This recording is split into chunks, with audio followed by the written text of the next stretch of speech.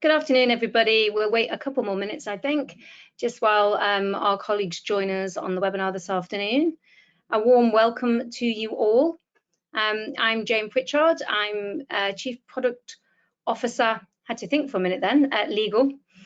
And our webinar this afternoon is The Power of LegalTech, Optimizing Your Law Firm's Tech Stack for Efficiency, Compliance and Client Experience. I am joined this afternoon by the lovely Kieran Windsor from Bamboo and Oliver Trump from Action Step, and they're going to introduce themselves in a second to make sure that everyone gets to hear all of their pearls of wisdom before we kick into the meeting. Just some house rules this afternoon. This is not death by Google Slides or PowerPoint. We are conducting a round table, a fireside chat. So I'll be asking some questions of Oliver and Kieran, and we would love for you to give some feedback. So if you have some questions yourself, please do use the GoToMeeting question facility. And if you would prefer to ask the question rather than write it, you can also write that in as well, and we can take you off mute later on if you would prefer. So we are at 12:33. So I will make a start, I think. So this afternoon, as we said, it's the power of legal tech, optimizing the law firm tech stack. It's actually a surprisingly emotive topic, I would say, in 2023, with the early adoption of new technologies such as generative AI, offering a whole new set of potential solutions to both how law is practiced and how law firms operate. It feels like we're living through a leapfrog moment in legal tech history. And as innovators, all of us on the call, whether we're in the market at any level, leading a law firm, leading compliance functions, client experience, or building the future of a product, it's more important than ever to ask ourselves the question, what are we optimizing for? I think for sure optimization is not a new challenge, but the solutions we decide on in 2023 and beyond are likely to be different, maybe even different to the solutions you would have put into your roadmap planning in 2020 or 2022. So as I said earlier, joining me this afternoon are two innovators I have the privilege of collaborating with through partnership from the world of legal practice and technology. I'm going to let Oliver and Kieran introduce themselves, and I'm going to start with that by asking the question of Kieran first. So Kieran, I know this is something that is close to your heart, but starting with the problem statement in first principles thinking, can you share your story of the Bamboo journey, like who you are as a team and what your team are optimizing for with your legal tech stack, please? Yeah, hi, I'll give that a very good go. I love that it's an emotive subject because it definitely is, isn't it? I think we're all just passionate about doing the best we can, and technology's obviously played a big part already in most people's worlds when it comes to legal services, and especially with the onset of AI, and we'll probably come back to that later. But the future of law seems to be intrinsically linked to technology. So I'm, for what it's worth, director of platform services at Bamboo. What that really means is I take all of the services that we need to come into our platform and deliver. I'm responsible for the delivery of all of the services that go out from our platform. And what do we do? For the purposes of keeping it brief, we basically provide all of the services, predominantly operational, including technological, that a person or group of people would need in order to be able to run what we would call a law brand on our platform, delivering legal services out to whoever their customer environment is. And so your approach to that, Kieran, is different though in regards to what you're saying. I think you were talking there about a law platform. How does that differ to a traditional model perhaps of delivering legal services? Yeah, I guess the easiest way to describe it is like a consultant law firm model, which is kind of where we started with CLP as a consultant law firm, and evolving that thinking into operate. There are certainly operational functions that sit behind the scenes of legal services delivery, and then there are, through solicitors and other teams, outward going services. And essentially, we do all of that back office. And so it could be deemed outsourcing, it can be called a platform. There are probably lots of different names for it. Platforms are quite a swanky, more tech sort of focused way of saying it. But we do everything that everyone needs to do to be able to be a law firm without having to effectively run a law firm. And in many respects, and certainly my experience over far too many years of working and plenty of years working in the legal space, is that whether it's compliance or cashiering or technology and all of the operational elements are like parachutes on the backs of people who really want to be very customer focused, really CX led, and just want to deliver legal services in the best way possible to clients and give them the best experience and obviously be profitable. So you've mentioned there optimizing. Really, you're using LegalTech to optimize as a lever to enhance both the client experience and the user experience on your platform. For you, is one more important than the other strategically, or is that intrinsic in everything you do? Is it the client and the user side for your platform, for your tech stack?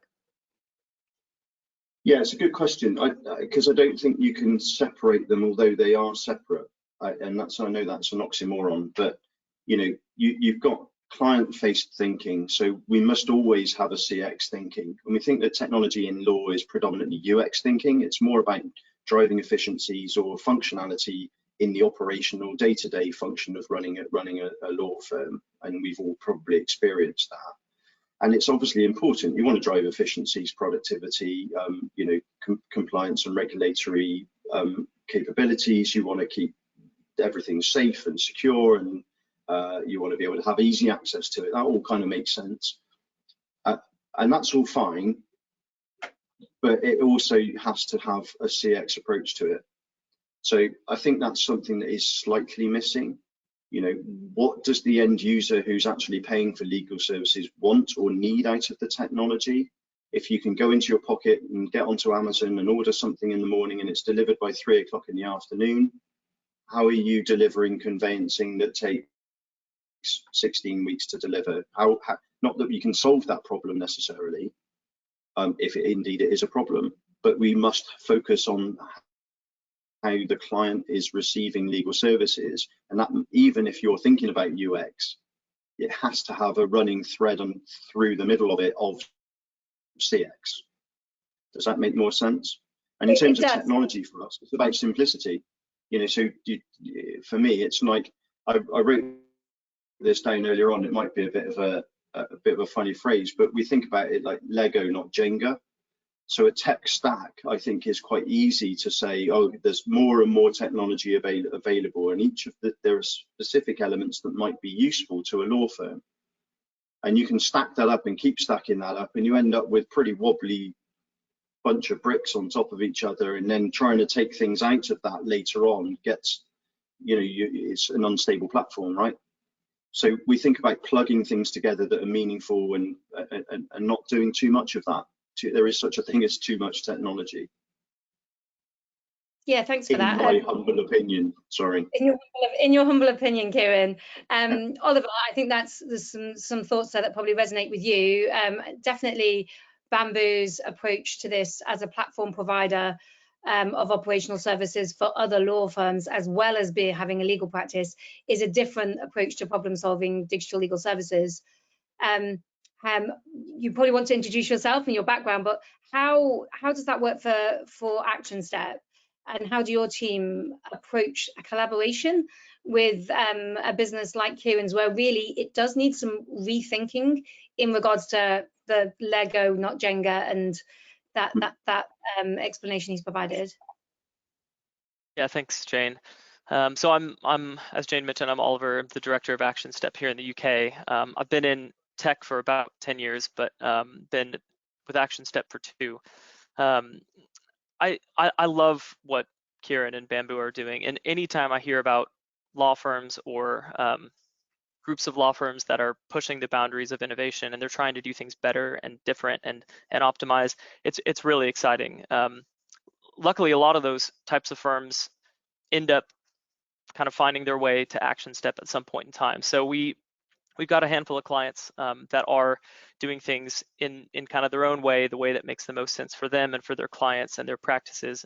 And it's really cool. It's really exciting to hear about some of the innovation that's happened. Kieran's a great example of that innovation, and other clients might be doing it totally differently, but it's really innovative and really meaningful for their business. So I think from our standpoint, we really believe that law firms should love their tech. And sadly, many law firms, maybe most law firms don't. So I think whenever it comes to collaboration or new ideas, we always try to approach those with an open mind. We're always innovating at Action Step, but we know we're not perfect, and we definitely don't presume to have all the answers. So we love it when law firms come to us with different ideas of how they can optimize tech, or different integrations that we maybe haven't even thought about, and how they can plug those into Action Step.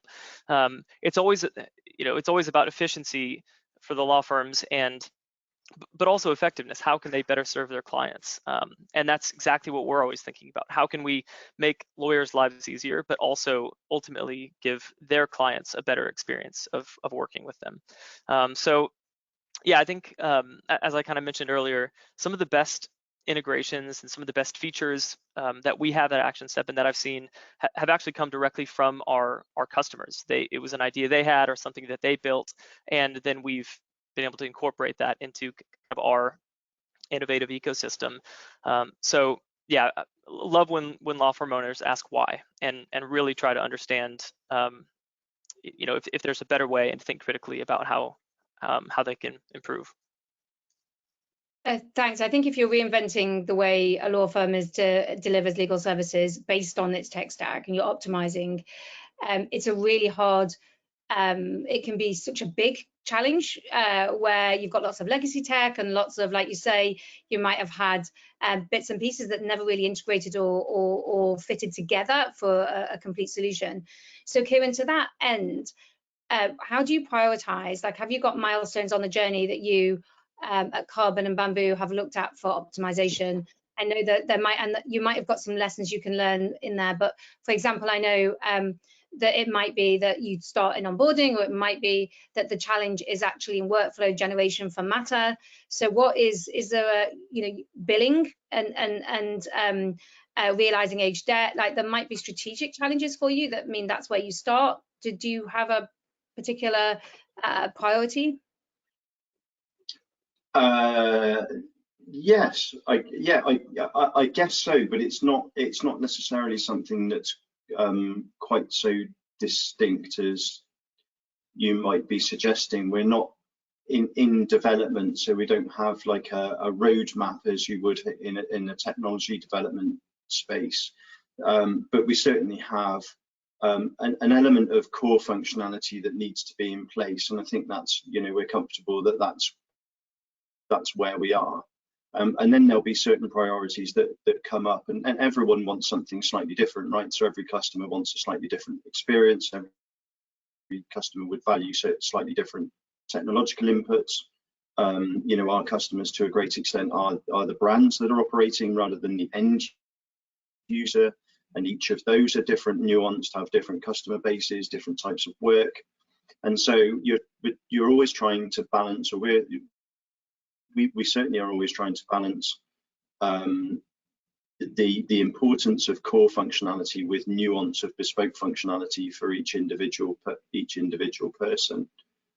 And I think the fundamental for me is it comes down to, you talked about partnerships a couple of times already, and that's really important. So when we were making decisions about partnering originally with Action Step and subsequently with you guys at Legal, you know, it's all about intention, right? So I don't want a discrete piece of software that just does a certain set of things, and some of those elements we do want, some of them we don't want, but that it's not really going to change knowingly, or the attitude is that it's a solution in a box. The real approach that we're looking to engage with is a feeling of partnership, where, you know, action steps not a done one and done, right? You know, it needs some polishing, and it's also constantly and consistently in development, and that's the same with the legal solution. But the core functionality is there. So I don't want new pieces of technology. I want to sweat the assets that we've already got, and, you know, it's easier to maintain a smaller group of technology services as your stack if the intention behind the people that you're partnered with is to be constantly in development. Hope that makes sense. Yeah, sure. And I think there will be, I think it makes a lot of sense, like fewer vendors rather than many. Makes it easier for you to have a partnership that's a true partnership. So you're working towards the same ambitions, and you can collaborate with some learnings on what matters across, you know, not just across the whole market, but as a partnership. So in this case, with Bamboo, with Legal, and with Action Step. For you, Oliver, with the firms that you have, some of them obviously are going to be outside of the model that Kieran operates in, and they will be making choices. I mean, some of this is really, we see this in legal, where clients will be coming up with a particular problem to solve, which they can't necessarily have the luxury of looking at it holistically, because they might be solving a particular pain point, and that might come first for them. I'm sure during the pandemic, onboarding was one of them.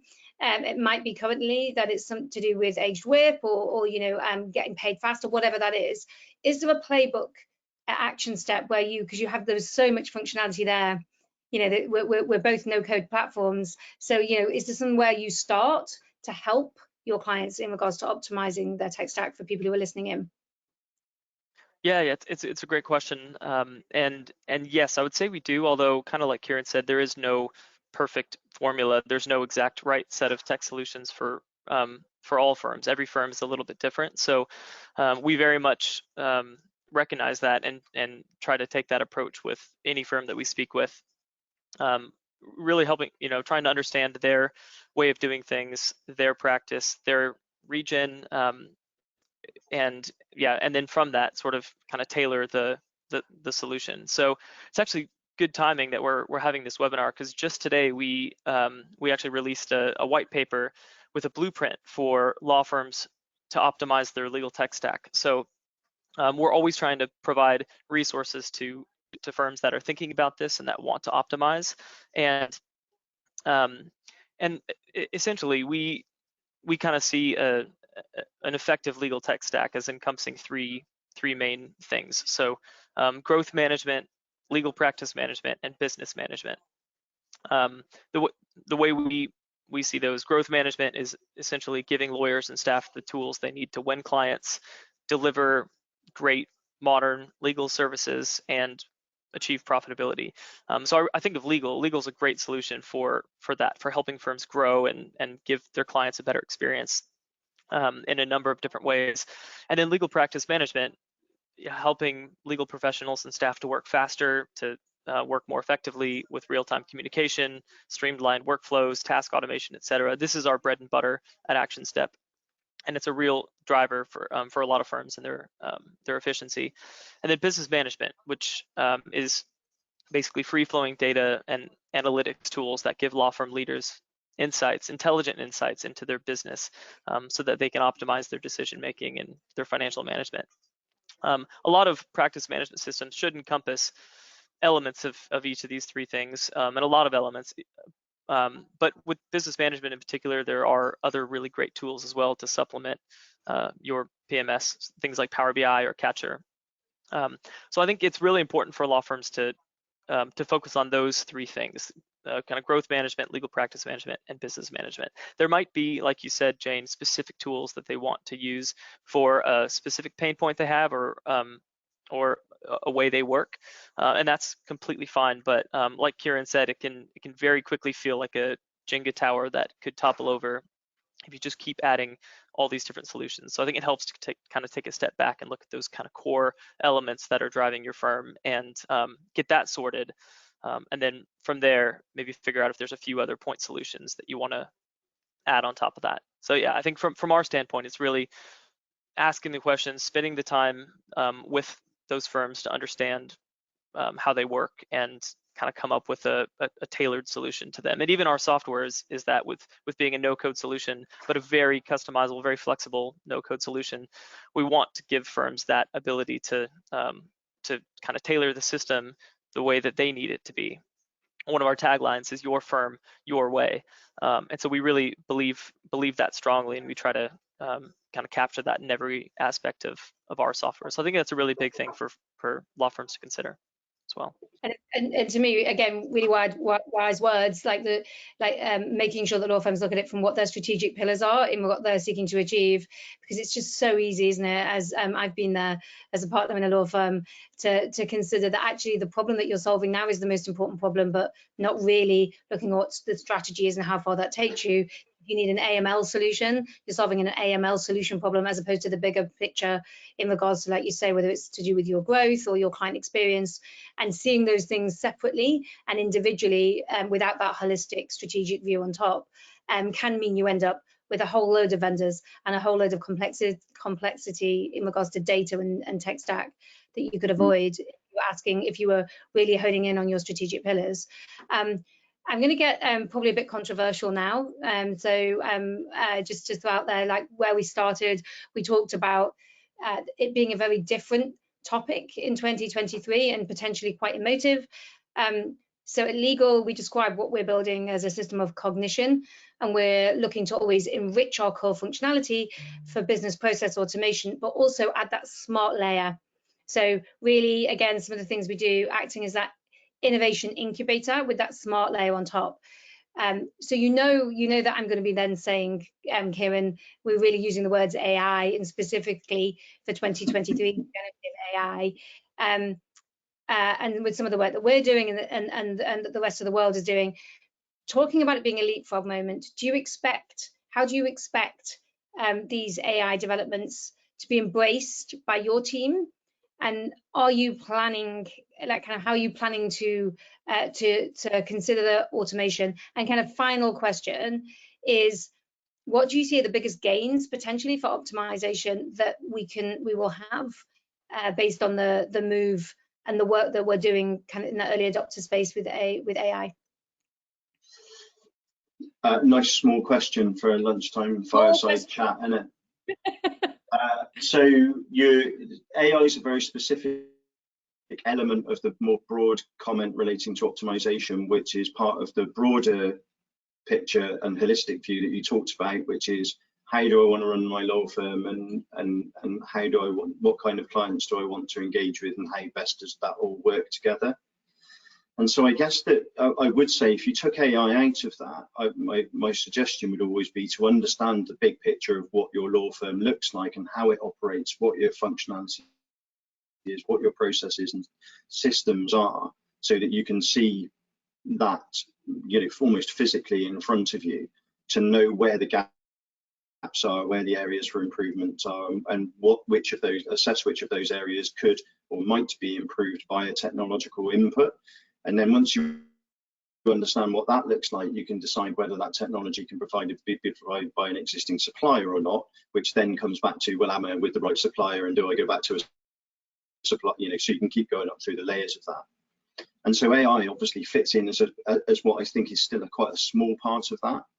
And I think there's a lot to do with that optimization mindset is not necessarily apparent in the majority of small and medium-sized law firms, it's fair to say. And so understanding what we're doing, how we're doing it, why we're doing it, and taking control of that rather than being technology-led is a really important mindset to get into first, so that then rather than being influenced by a technological solution that comes to the market and then possibly buying from a position of fear of missing out, or is everyone else is doing this, I'm going to be miles behind. You can do it knowingly and with confidence of how it's going to work, what it's going to do to affect and influence efficiency or productivity in order to optimize what you're trying to achieve, and be able to discount it. Nothing can be easily discounted if you don't really understand what it's going to do for you, because then you just assume that it's going to be doing something for you. We've often done things like that, invested into, not we personally, but generally invested in pieces of technology that we believe are going to have a significant impact on our businesses, and it just doesn't happen because actually the gap that we thought that we were going to fill didn't really exist. And that's about viability. So viability of a solution, it can only impact if there's something to impact on. So to AI specifically, clearly it's going to be something that's going to be used in the future, but there's just, for me, a little bit too much of this kind of, we don't really know what it is, how it works, where it operates, where the data's stored, what the impact is, how it can influence anything. Is it, all of these questions, but we must have it. And we won't talk in January, we weren't really talking about AI in law. It's all I hear about. Every single piece of technology that is out there is talking about, including, you guys, are talking about AI and how it can be integrated and influence the delivery of a product, and that's great. So I don't really need to think about it too much, do I? But I think that's everyone will come to me and say, oh, by the way, we're running AI, And I think that's part of our yeah, sorry. I think that's part of our role, really, for suppliers such as Action Step or Legal, is that we do act as that incubation, that innovation incubator, and we do look at what you're absolutely right. It's the problem we're solving that's important, and the whole premise of that being a cognitive layer or adding a smart layer. It's not about adding AI. It's about solving the problem of how we can optimize by streamlining processes and perhaps adding, reducing the task of an analyst so that the job that they do is actually more meaningful, as opposed to some of the work that would, whether it's case related, matter related, compliance related, wherever it is in that process, to make sure it's the right problem we're solving and it's the right tool to solve that problem. So Oliver, for you with that, it is, but obviously for you and I, it'll be part of our role within our businesses to question the whole time that our tools are the right tools, that we are investing in the right tools for the future of legal services. I've seen and felt a lot like there's potentially a leapfrog moment going on in regards to tools, and with some law firms maybe 3 or 4 steps behind, who have yet to take the step maybe into a SaaS, software as a service, cloud-based system, and then some of these tools might potentially be out of their reach. So do you consider, really that there is a moment here? Is it still 2 or 3 steps, or is it that law firms can now leverage the changes and the advancements in technology in 2023 and make 2 steps instead of 1 for that kind of leapfrog moment away from legacy tech? Yeah, I think most firms could be using AI right now. Like there are great use cases for AI in law firms, and even if they're on legacy tech. But I think the biggest thing to think about is obviously look at how much has changed even in the last 7 months.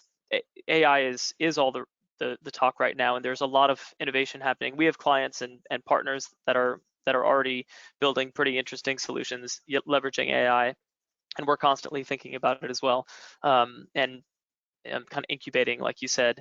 But I think the firms that aren't on flexible cloud tech, they're gonna struggle to adapt as AI changes and as the problems change and the risks change. And anyone can use this type of tech, but it's so important to have technology that talks to each other and that works together and that is constantly updating.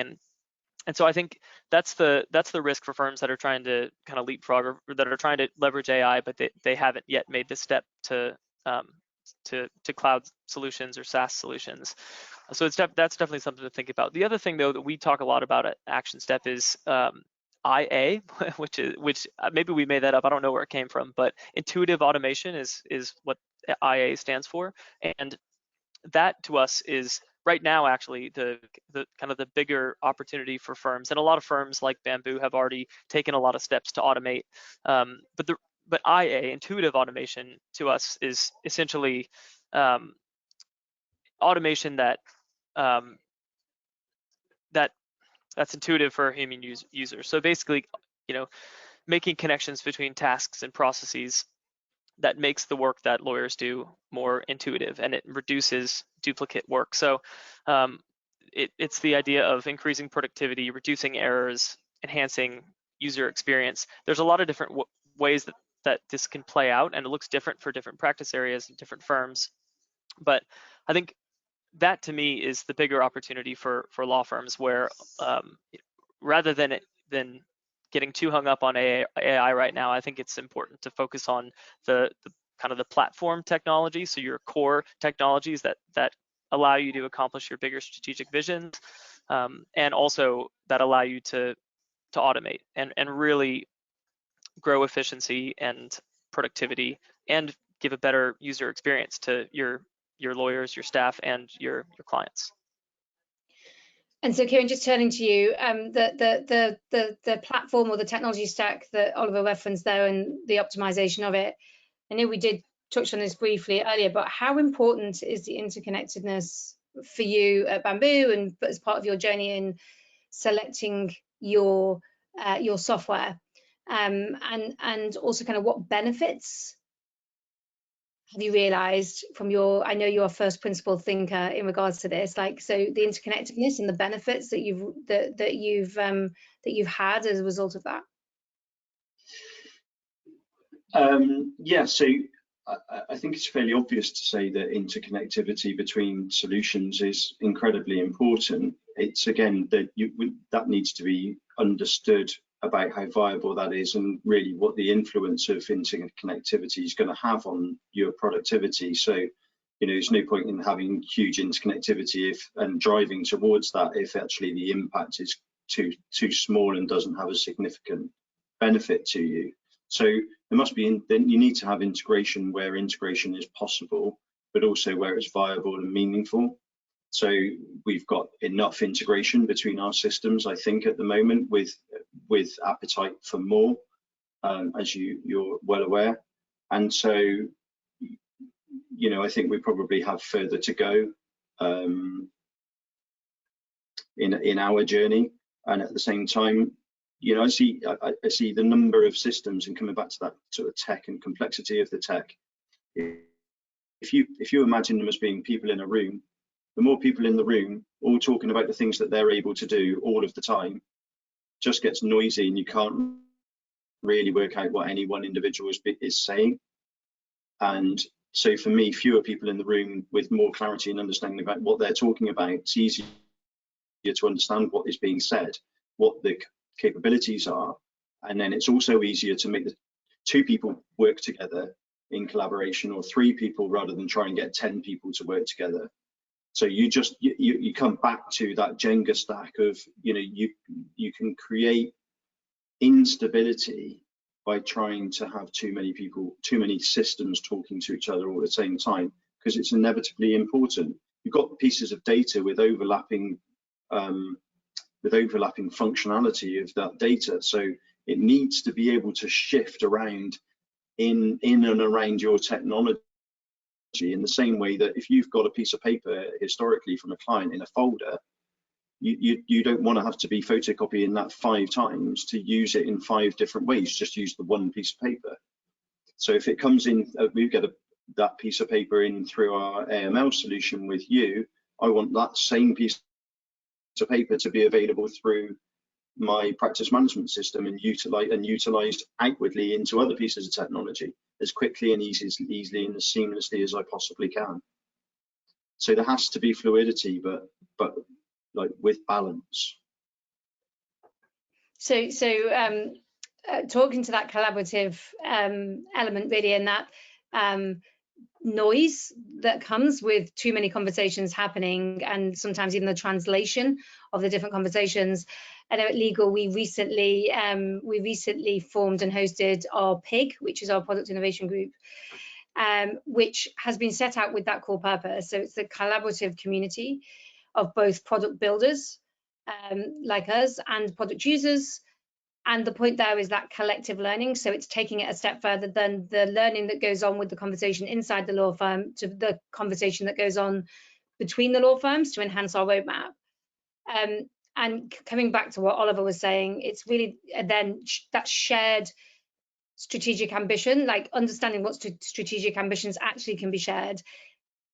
And then further, the actual output of that being able to have the evolution of the roadmap through that. So, that collective conversation being amplified across the market with our clients. Doesn't matter which PMS they're using, CMS they're using, but understanding, coming together over their strategic priorities, and then collectively learning and building together. It sounds like that's definitely the solution that works well for you. And I know, Oliver, for you guys as well, in regards to your marketplace approach to that. Again, you don't necessarily have a playbook for that, but presumably that's also something that's a priority for you guys in regards to having that collective problem solving if you're looking at rethinking a solution for a client like Bamboo, but any of your clients when you're looking at the strategic pillars. That's just a yes. Were you finding your Yes, very much so. Yeah. So let's finish. We've got one more thing really to talk about this afternoon, and we can let people carry on having their lunch. I'm hoping some people are actually eating at the same time as listening. We've talked a lot about the tech stack, optimizing of it, how you make decisions, how you prioritize those decisions, how you choose the right vendors. Actions speak louder than words, right? So for me, in my role and my career across digital legal services, what we get to see often at Legal is that when a law firm decides on a course of action to take, we observe that firms can get stuck. So going through this first principle thinking, even understanding, taking the right amount of time to observe, to pause, to make a choice. But the process of change itself can be quite sticky. And sometimes they're stuck long enough that actually they're unable to reap the rewards of the optimization that they thought, and so they don't get the return on investment, and that puts them off the next step in the process. Do you have, I'll go to you first, Kieran, and then to you, Oliver, do you have any advice for law firms who are in that position about getting unstuck to drive the optimization that they wanted? Such a difficult question. This is all about change management, right? And people's resistance or reluctance to adopt change and to evolve from one place to another. Lawyers are notoriously, in my experience, resistant to change, and risk averse. So they're quite can be quite challenging prerequisites to try and implement an evolution from. But I think you've got to take the right amount of input, and you've got to take the right amount of feedback when you're trying to evolve any change. So, and it's important that you do get the right stakeholders involved in whatever your change management program is. But if you're doing something that conforms to your vision and you've mapped it out and you understand what you're doing and why you're doing it, and you understand that there is a certain solution that can help you to achieve an outcome, at a certain point, if you invite too many people, it's almost like death by committee to input in that. You can't get everyone to agree 100% all of the time. I think that's just impossible. So you have to have enough agreement among enough people, of the right people, to be able to move forwards. So you either say, right, this is my vision, we believe that this is the solution, we've taken everyone's feedback, I don't necessarily need you to agree with me, but I at least need you to commit. I think that's a Jeff Bezos thing, actually, when he's talked about the board table at Amazon. You don't have to agree with me, you just have to you just have to commit to doing it. And I think that's probably true in this case. At some point, you're always going to get people that will be resistant to the solution that you're putting in place. Don't care who you are, where you are, it's always going to happen. And well, you have to be incredibly lucky for it not to. So at some point, you just have to believe in what you're doing. And then, you know, a lot of positivity comes from that belief. And just get on with it. But that's my nature, you know me. I suppose, having been a partner myself, the partnership table and function isn't necessarily the best example of decision-making framework, you know, or matrix. It's quite a hard, challenging. Everyone's got different priorities, and they sit around the table representing different views. But I think that's really insightful. Oliver, from your perspective, anything that you see that helps, is certainly from Action Steps perspective in the kind of project management side of this whole tech stack, and not just delivering a piece of software, but delivering a solution that works? Yeah, I mean, I would definitely agree with what Kieran said. I mean, it is important to obviously do your due diligence and speak to you know, reference sites or friends at colleagues at other firms, and kind of learn from other people and what they've done and what has or has not gone well. But I think a lot of firms, the biggest thing that we see with firms is just indecision. It's just putting off the decision until a later date, because it is a really big decision to modernize. There's often multiple facets. It's practice management, but it's also an onboarding solution. It's also a forms provider. It's also you know, potentially a dictation software or a new accounting software, whatever. There's a lot of different elements, and so it can be a really big decision. But yeah, I just think it's so important to come back to the basics of what's, you know, your identity as a firm. What are your top priorities? What are your strategies? What's really going to drive growth, and where do you want to be 10 years from now? Is your current solution going to get you there 10 years from now? If not, what will? And so I think there's a lot of good tech out there, and it's really important to understand the differences and kind of do your due diligence. But I think it's important to not overcomplicate it, and to just focus on the core drivers that are going to get you where you need to go. For a lot of firms, this might just be Office 365, a really strong cloud practice management system, and a really good onboarding solution like Legal, maybe a bundled docs or a Form Evo or a Catcher, some of these other really great kind of cloud tech products. But it's going to differ for each firm based on their priorities and based on their needs. So I think just don't overcomplicate it. Find the platform essentially that you want to build the future of your firm on, and then, like Kieran said, just go for it. Yeah, that makes a lot of sense. I think understanding one of the things that we all do, not just for this particular webinar, but as at Legal as well, is just that we do so much and we don't realize how, celebrating those milestones as we go along, creating milestones that are reachable, but also that we celebrate them as we achieve them. Quite often the big picture of optimizing a tech stack is so huge, like you said, with so many moving parts, that it can be really difficult to ever feel like you get close enough to the end of it. And when you do, that something else might have changed. And I think as lawyers, we're very much geared towards winning all the time. That's kind of baked into us. We don't fail well, we win well.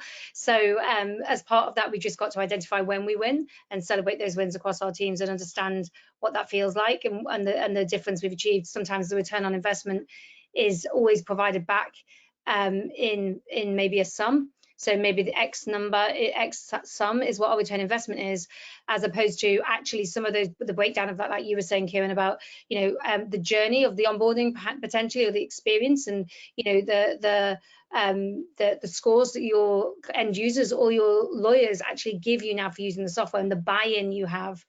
Having people using the software that you just didn't have before. These are things that potentially have been intangible, but make such a huge difference, I think, in regards to adoption, and also that feeling of attachment to the software and attachment to the process and part of that. Okay, good. Thank you so much, both of you. I'm just going to check with Claire whether we have any questions. If there's anything else that anyone on the call would like us to talk about, very much feel free to ask in the little question and answer box. I think for you, Kieran, if there was, is there a particular part of what you've delivered when you were putting your tech stack together? Is there a particular part that you were most, you know, proud of, or in the way that that worked? Is there a particular, you've had so many different milestones, I'm sure, in regards to how you put this together, and it's a very thoughtful process, and it's a different platform. So is there something that was your biggest win, maybe, in regards to how you thought it would work and how it did work? That's a good question. Action Step was in place before I was. So I think one of the things that we do now that we maybe haven't done in the past is we're incredibly proactive with Action Step and quite pushy about understanding what it is and what it does and how that customization can be implemented to our benefit, because we've got so many different user cases of the same system, which is the whole reason why we had it in the first place. And through that understanding of it, you know, it helps Action Step to understand a little bit more about what our journey is going to look like, so they can react to us, and Oliver and his team can sort of build around supporting the future of what we're trying to achieve, but also vice versa, so we can have that input you said about the group that you set up. You know, there's that communication's much more clear, and then through that evolution we've been able to understand where some of the gaps are, and then come to you with and legal with this to find out how we can bridge those gaps. And then, okay, we spent some time planning how that's going to be implemented and how that's going to be integrated, but we don't let perfect get in the way of good enough. So, you know, the system is good enough. Both systems, to use you both as an example, are good enough. And could they be better? Yes. Could they do different things? Yes. Are we excited about what you might bring in your development roadmaps? Yeah, absolutely. But, you know, it's that customization. They're functional, they're robust, they're reliable. They do the things we need them to do. They do some things that we like them to do, and they will do things that we might like them to do in the future. So, yeah, that's why we're where we are. I think the good enough point's really important. Our product and innovation group at the PIG, the feedback we got most from our clients who presented there themselves in regards to the changes for their tech stack that they were planning was that actually it's really hard to leap to the next solution when, like, you need to have that leapfrog moment. Maybe their decision is to move to a cloud-based SaaS platform because they have to know it's good enough. Like, for them, it's that they're actually using that language. It's just not, you know, we're always looking for good enough. And I think that's a really important starting point, because if you are looking for perfection, we don't know what that looks like, none of us yet, and we certainly don't know in 2 years' time what we necessarily want now. So we're not planning for 2 years. We're planning in an agile environment, which means we'll get where we need to be in 2 years without limiting ourselves to where we think that should be. So I think that's really important. Yeah, agreed. Sorry, the only other thing to add to that is that that's why it's really important for the buyer, for the firm, to understand what it is that they want, why they want it, because for every one service provider, there'll be another 10 that will tell you that, oh, well, the one that you're choosing is not the right one because we do something else that's different to that. Because everyone tries to differentiate because they all have USP mindset. Well, all you need is confidence that the one that you're choosing does all the things that you knew that you wanted it to do, and maybe some other things. And it comes back to the point earlier on, is constantly and consistently in development and growth. If something that someone else does is really, really good, legal will do it, or Action Step will do it. It'll get built into your service. If it's not, it won't. That's a good confirmation of confidence in what we're doing. Thank you for that, Kieran. Blind confidence. Thanks so much, everyone, for listening in. Just from a call to action perspective, after the webinar, you'll get a little note to say, would you like us to be in contact with you and share your details with our partners? If you do that, Oliver can then send you the report that he just explained about the optimizing the tech stack, which I'm sure we all want to get our hands on. So that would be great. And obviously some options there to join our PIG, our product innovation group, etc. So please do answer that. And we hope you join us for our next webinar. So Kieran, And Oliver, thank you so much. And I hope it's not raining where you are and you have a nice, bright, sunny rest of your Thursday afternoon. Thanks very much. Thank you, Jane. Thanks everyone. Bye.